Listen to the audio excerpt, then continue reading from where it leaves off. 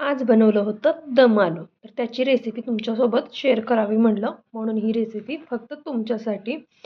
अगदी मोजक्या साहित्यात, घरच्या साहित्यात ही बनवून रेसिपी तयार होते. फार काही साहित्य लागत नाही.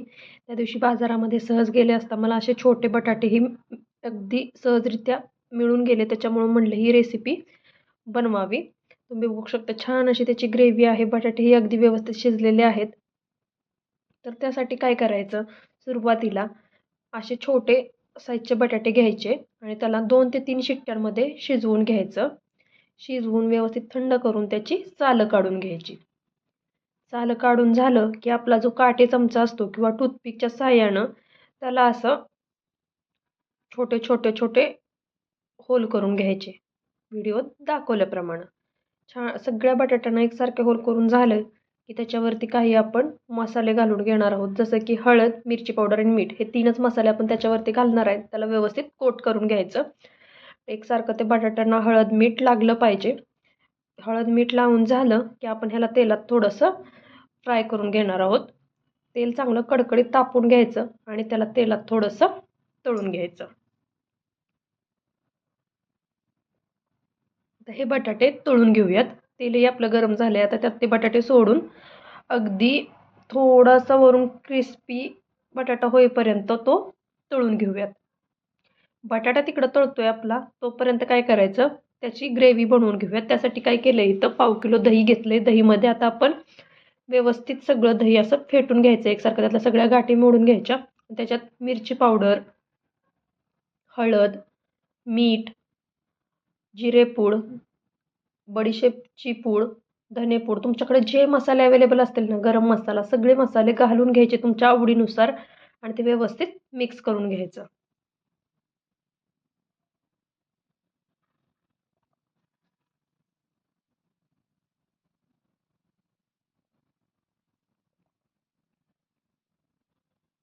इथं आपले सगळे मसाले घालून झालेले आहेत. इथं जिरेपूड ही थोडीशी जास्त प्रमाणात टाकलेली आहे, कारण जिऱ्यांचा स्वाद छान येतो त्याच्यामध्ये.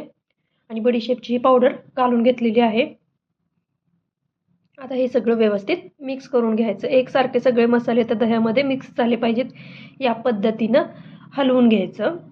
आता हे साईडला ठेवून देऊयात. आपला हा मसाला ग्रेव्हीचा तर तयार झालेला आहे. आता आपले बटाटेही छान असे भाजले आहेत, ते आपण आता काढून घेऊयात. छान असं बटाट्याला वरून क्रिस्पीपणा आलाय, तुम्ही बघू शकता. छान असे भाजले गेलेले आहेत. आता हे बटाटे काढून घेऊयात. एक एक करून सगळे बटाटे काढून घेतले. आता त्याच तेलामध्ये थोडीशी गॅसची फ्लेम कमी करायची आणि त्याच तेलामध्ये मग आपण जिरे टाकून घेणार आहोत. आता तेलामध्ये फोडणीसाठी जातील जिरे. जिरे छान असे फुलले की त्याच्यामध्ये भरपूर सारा कांदा घालून घ्यायचा. कांदा कट करून जर नसेल आवडत तर तुम्ही त्याची पेस्ट करून घातली तरीही चालेल. आणि कांदा छान असा तेल सुटेपर्यंत आपल्याला हा कांदा भाजून घ्यायचा आहे. कांदा भाजताना लो टू मिडियमवरतीच भाजायचा, नाही तर कांदा करपून त्याची चव कडवट होईल. त्याच्यामुळे कांदा व्यवस्थित भाजून घेऊयात.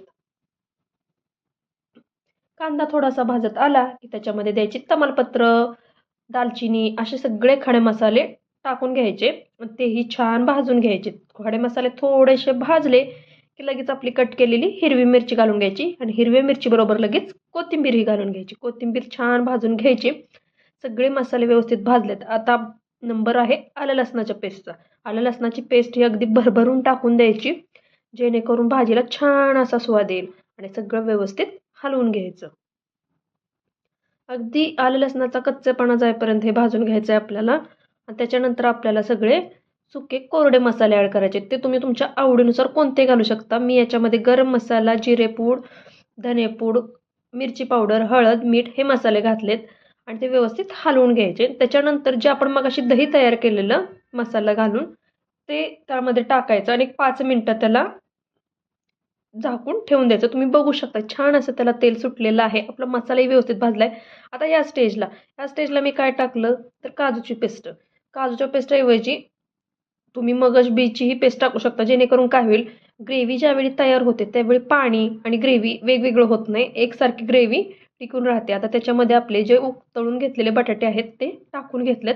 व्यवस्थित मिक्स करायचं. आता तुम्हाला भाजी कितपत पातळ पाहिजे त्यानुसार पाणी त्यात ॲड करायचं आणि छान अशी भाजी एकसारखी मिक्स करून घ्यायची.